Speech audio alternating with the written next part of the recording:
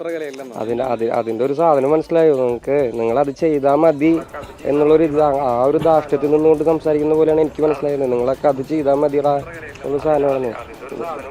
അതാ എനിക്ക് തോന്നുന്നത് അങ്ങനെയാണ്. ഞാൻ റാപ്പും ചെയ്യും, എനിക്ക് പറ്റുകയാണെങ്കിൽ ഞാൻ ഗസലൊക്കെ പാടിയാണ്. ക്ലാസിക്കൊന്നും പാടാനുള്ള തൊണ്ടയിലുണ്ടായിപ്പോയി, അല്ലെങ്കിൽ ഞാൻ ക്ലാസിക്കൊക്കെ പാടിയാണ്. കണ്ടില്ലേ, വേടം പറഞ്ഞ കണ്ടില്ലേ? തൊണ്ട ഓക്കെ ആണെങ്കിൽ ഞാൻ ക്ലാസിക്കലും പാടിയേനെ, ഞാൻ റാപ്പും പാടും ഗസലും പാടും എല്ലാം പാടും. ഞാൻ അത് ചെയ്താൽ മതി, അല്ലെങ്കിൽ ഇവന്മാരത് ചെയ്താൽ മതി എന്നാണ് ഇവരുടെ ധാർഷ്ട്യം എന്നാണ് വേടം പറയുന്നത്. അത് തന്നെയാണ് സത്യം. അത് തന്നെയാണ് ഞാൻ കഴിഞ്ഞ ദിവസം പറഞ്ഞതും. അതായത് ഈ പട്ടികജാതി പട്ടികവർഗത്തിൽപ്പെട്ട ആളുകൾ അവർക്ക് പറഞ്ഞിട്ടുള്ള തൊഴിൽ ചെയ്താൽ മതി എന്നുള്ളൊരു ധാർഷ്ട്യം, അത് പറയാൻ ശശികലയ്ക്ക് എന്ത് അധികാരമാണുള്ളത്?